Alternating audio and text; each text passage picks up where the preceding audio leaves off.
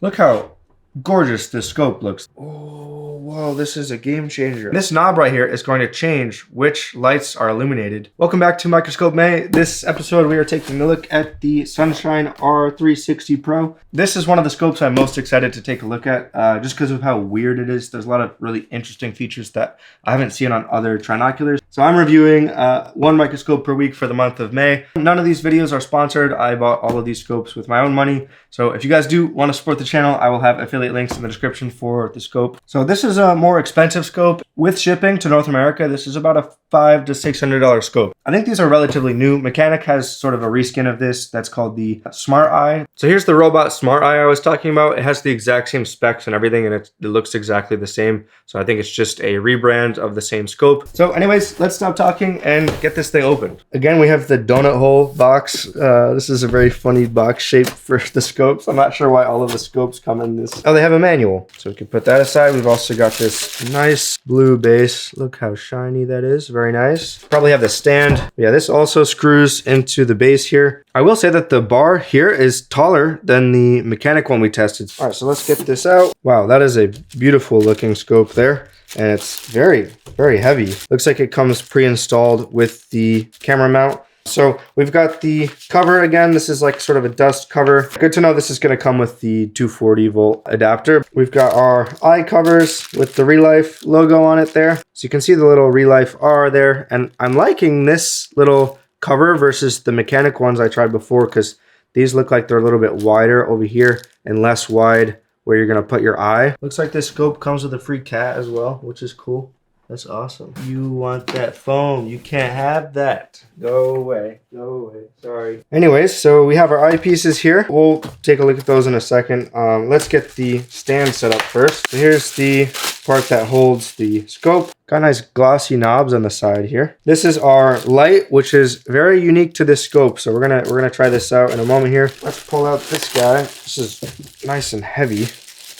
It's very, very heavy. And this is a beautiful looking scope. Look at this. This looks really nice.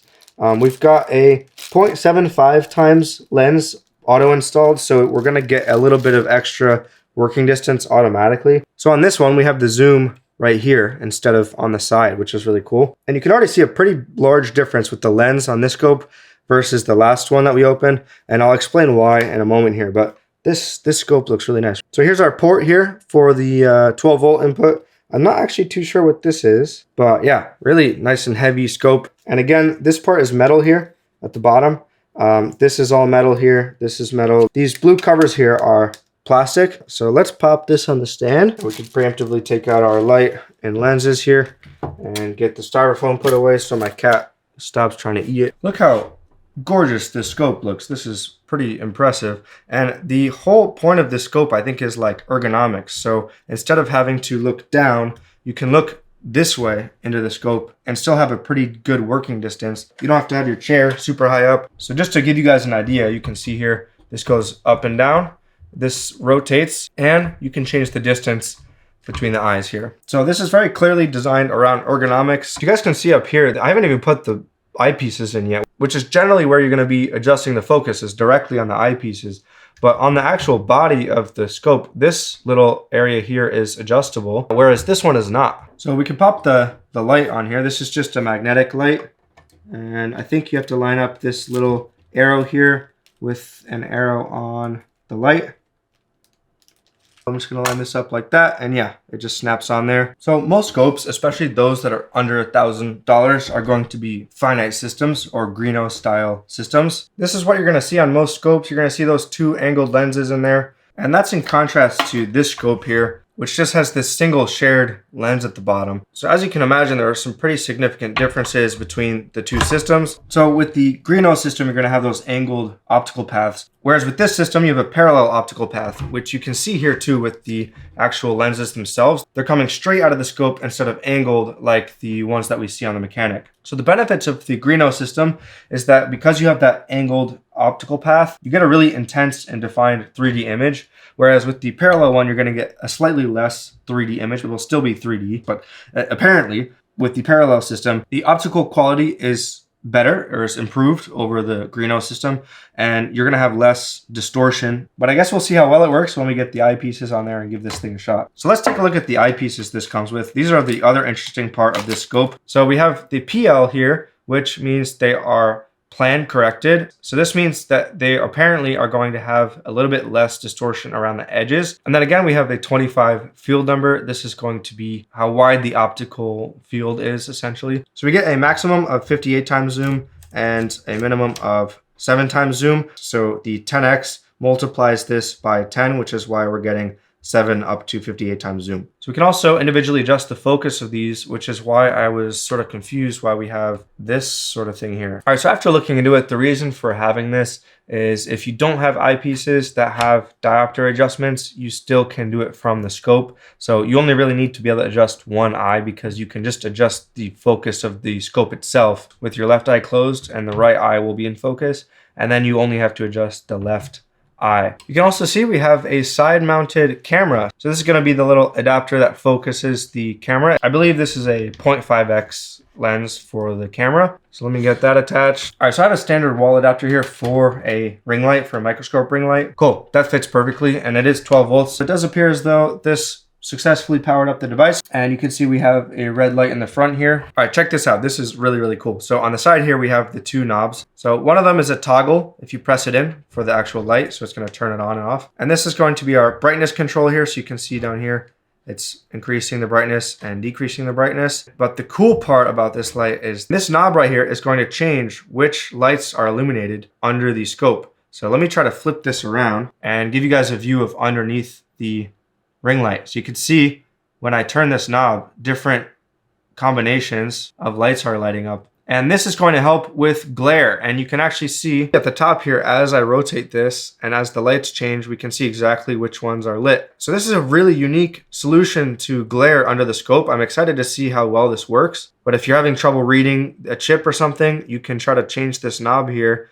get different types of angled lighting without having to angle the scope, without having to use a polarized filter. All right, so I'm not gonna look in the scope yet. I wanna see if I can just correct the blurriness of the camera here. There we go. Wow, there is a very, very big difference with this little camera adapter versus the other one on the mechanic. With this one, you can change a very large area of focus on the camera. We can actually get this fully in focus for you guys. So that looks pretty solid to me. So you can see the motherboard there pretty nicely. And now I'm gonna take a look in the scope for the first time and try to see how nice it looks. So firstly, I need to adjust the focus of this eyepiece because I can't see like anything at all. Wow, with this one, you really press your eyes up against the lenses compared to the other one. With the other one, I kind of had to hover my eyes over it. This one, I really need to like, you know, lean into the scope, but it is very comfortable because of that, I have to say.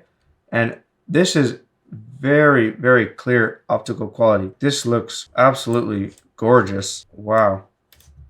Goodness. I don't know how else to explain it. And you can see while I'm zooming, the focus changes slightly. We're going to try to fix that right now. So we're going to do what's called a parfocal adjustment. So I'm just going to, wow, that looks phenomenal. I can already tell my eyes are going to strain significantly less with this versus the mechanic one. That's one of the other benefits of the parallel system is your eyes have to do a little bit less work. Wow, okay. So the next thing we're gonna, oh, why can you guys see me? Do you see that? You guys see my eyes when I put them up to the scope? Is that because of the lens here? What is going on? I'm very, very confused. You guys see that, right? That's not just me. What on earth is that? Hello. I have no idea what is going on. Anyways, let's move on for now. I gotta figure out what's going on with that. Now, supposedly, when we zoom in, we're not gonna have to adjust the focus of the scope itself or the camera, and it will all stay in focus. So let's see if that's the case for the camera first. I know there is, oh, that's really cool. This is not the case for my digital scope. I can't do this. But here, we can actually zoom in all the way. This is still in focus. You can see I focused on the PCB, not on the capacitors themselves. And that is the entire zoom range. I don't have to touch anything here or here, and it's just staying in focus. Stays in focus just like the camera does. I'm seeing exactly what you guys are seeing on the camera. It's funny that you guys can see my eyes. So I can tell you for sure, I do still see in 3D. Like I still absolutely see like a 3D image. It's for sure a slightly reduced 3D image than the mechanic, but it definitely has like a very, very, very clear image. And my eyes are strained significantly less than the mechanic scope. So I'm going to adjust the light, and whoa, that's super trippy. So check out that max chip in the middle there and how the letters disappear and reappear depending on where the light is on the chip. This is very, very cool. I can say, like, after looking in this for a little while now, just sort of messing around with the board, this is easily like a more comfortable optical scope for me personally to use, not just because of this ergonomic thing, like of course that's nice, but the optics themselves definitely strain my eyes less. Like, it's just more natural, I guess, is the best way I can explain it. Oh, this effect here with the light works much better with the brightness turned up. Damn, that looks super nice. I love this optical scope. I'll point out that the digital piece looks a little bit washed out. That's just because I have settings here set up for my digital scope, so I could change the white balance and stuff and ISO and exposure to, you know, match the optics and the lighting of this scope a little bit better. It's like already auto white balance is a huge help there. You can see it's looking significantly better, and, you know, try to get a better exposure. This is a little bit too intense. Yeah, that looks really nice. So there you go. You can see actually pretty clearly what I see in the optical portion there. Obviously, I can't give you guys a 100% identical version of what I can see, but you can see how nice that looks in there. And I can adjust the lighting there too with the little knob on the side. Look at that, that's super cool. And I'll try to show you the zoom level too. Optically is about there. So check out this big field of view here I have compared to if I switch to the digital scope. Look at that. So I'm only seeing the crystal at the bottom, and now look when I switch to the phone camera, how much below the crystal you see and how much above the crystal you can see. So this is a really good example of how much more of a field of view you get when you look in the scope optically. Arguably, this is actually a better indication of what I'm seeing in the scope. Actually, no, with the white balance corrected and stuff, this looks a lot more similar to what I'm seeing in the optical piece versus before. Wow, dude, this looks super sick. I'm really liking this scope. Guys, I'm in love with this microscope. Even though I'm not used to using an optical scope, this doesn't like hurt my eyes. I'm sure I would get used to the Greenough style scope, but I'm pretty sure this is absolutely going to reduce fatigue. I am a fan of this parallel system for sure. Now, in terms of like, is it worth the price difference? I would say personally for me, yes. Like, just because of the comfort aspect of things and the fact that I'm not going to have to bend my neck as much. Or, you know, if it's on an arm that's long enough, I'm not going to keep them on these plates. They're going to go on articulating arms. So this would be more so like closer to the table here like this.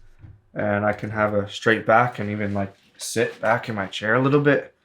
Oh, that's really nice. I like this a lot. Oh, whoa, this is a game changer. I didn't really think about this. I can like sit back in my chair, which is definitely something that I was sad and scared to give up. Switching to an optical scope was being comfortable in my chair while working. But the fact that I can just adjust this exactly to my height without having to adjust the scope itself, that's a big W for me. So I would say just because of that, without anything else, without the better optics, without the light thing, without the plan lenses, I would say yes, that is worth the extra few $100s for me, especially someone who's soldering daily. However, if you're not soldering every single day, this mechanic scope is going to be a better depth of field. You're going to have a much more intense 3D image, and it is like half the price. So, you know, I think they both have their place for different people. Not everyone is going to want to pay $300 extra on a scope for comfort, and that's totally fair. But I think so far, this is the winner for me. The pros of this scope are going to be the fact that you have this nice little lighting setup, physical comfort with your body. You can kind of be sitting back in your chair. And then additionally, the actual optical clarity. And it's hard to explain, but the way your eyes have to sort of like put the image together is way easier on a scope like this than the other one. Another pro is how beautiful the thing looks. It's a really nice looking scope. As silly as that is for some people in the space, it's an important thing for me. Even if I wasn't doing content, it's definitely something that I think about. I like to keep it clean and organized. Being happy with the workspace visually really helps with, you know, motivation. The cons are going to be trying to figure out why the camera has a reflection. I think the main complaints about this microscope is that there is a camera mount on the side and not on the top, because if you shift this around enough, this is going to hit into this here. But for me, that's honestly not going to be a problem because my microscope stand, I like coming from the right hand side. So that just happens to work out well for me. And then, you know, lens attachments, you're not going to be able to really find for this thing. And then obviously the price. Other than that, I'm a big fan of this scope, and I'm excited to take a look at the next scope. So we have 2 more microscopes to take a look at. Next one's going to be at 9 a.m. Eastern on Saturday. So keep an eye out for that one. Otherwise, I appreciate you guys for watching, and I will see you in the next video. Peace.